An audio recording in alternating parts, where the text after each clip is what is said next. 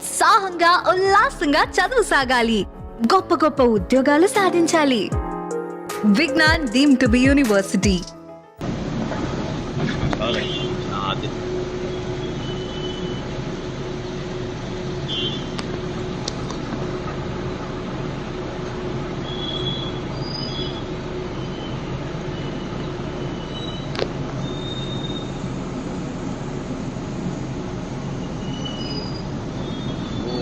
దూరం ఉంది అశోకాన్ని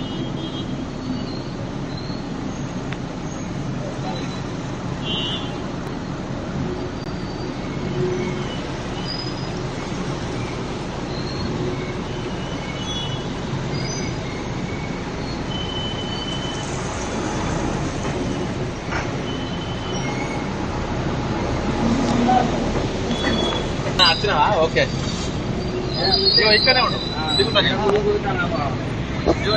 సైడ్ కాపు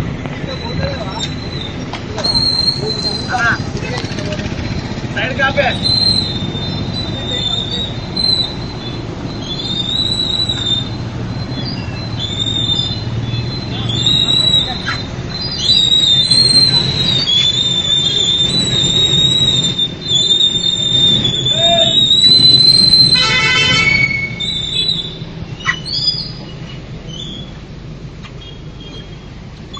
జంపీగా మంచిగా పడవ గిడవ అన్ని ఓకేనా? ఇవి టికెట్ తీయను నా టికెట్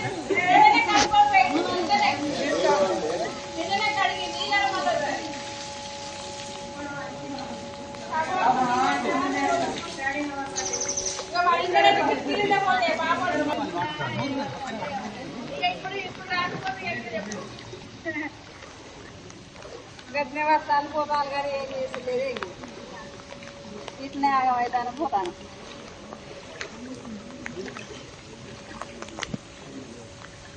ఇవన్నీ చూసినాక ఏం చేస్తుంది అసలు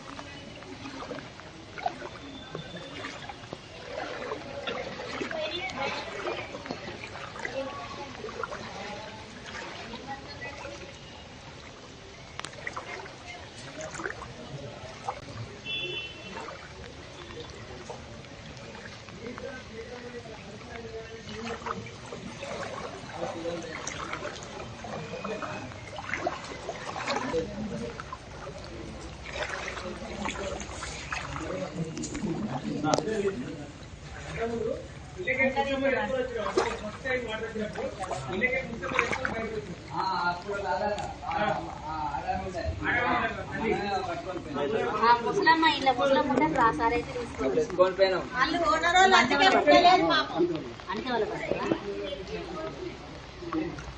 మీరు వేరే కాడ అట్లా కాదక్క ఇంటికి ఒకటి మనం వాళ్ళ పైపు వేస్తే కట్టం కదా మనం నీళ్ళు వెళ్ళిపోతాయి కదా. అవి మనం మీరు నేను అనద్దు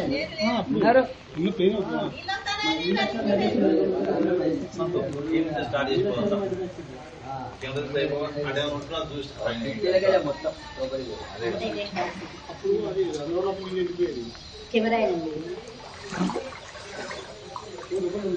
ఆడతాను ఫ్రిడ్జ్ ఆడతాను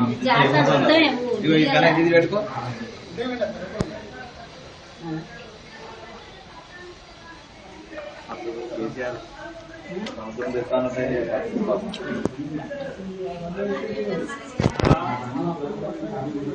నేను ప్రతిపక్షం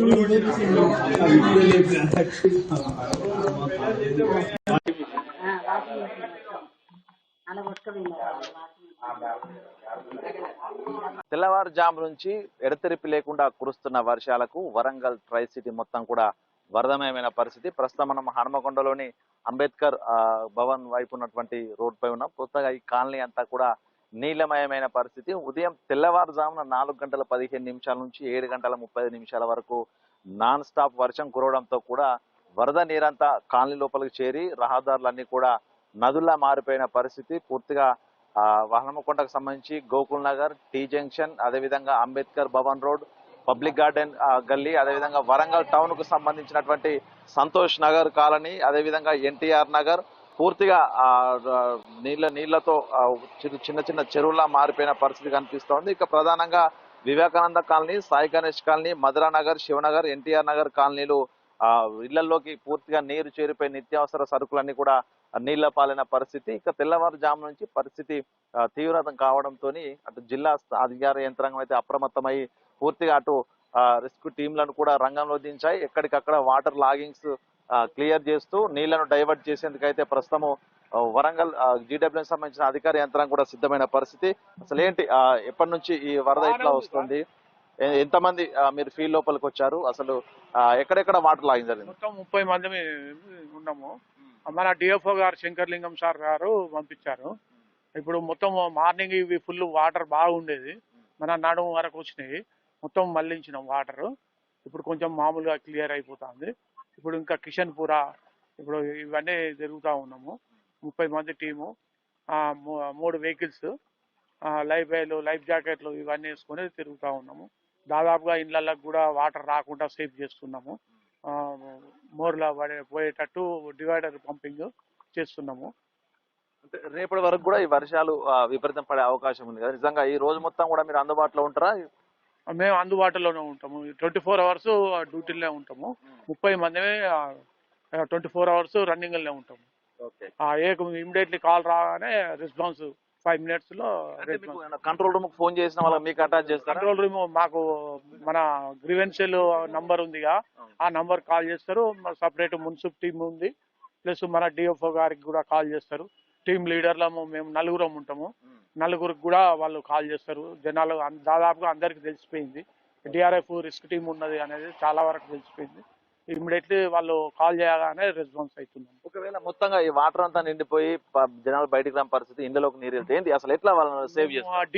డిసిఎంలో వాళ్ళను తీసుకొని సురక్షిత ప్రాంతాలకు మళ్లిస్తాము. ఏది ఫంక్షన్ హాల్ ఉన్నాయి, ఫంక్షన్ హాల్ దగ్గర వాళ్ళకు ఫుడ్ కానీ వాటర్ కానీ మున్సిపాలిటీ తరఫున మన కమిషనర్ మేడం సప్లై చేస్తుంది. మన మేయర్ మేడం కూడా సహకరిస్తుంది. ఓకే, మొత్తానికైతే ఉదయం నుంచి ఆ పరిస్థితి ఉద్రిక్తంగా ఉండడంతో పూర్తిగా వరద దాదాపు 3 గంటల నాన్ స్టాప్ వర్షంతో పూర్తిగా డిఆర్ఎఫ్ టీమ్స్ కూడా రంగంలో దిగా ప్రస్తుతం మనం చూడొచ్చు.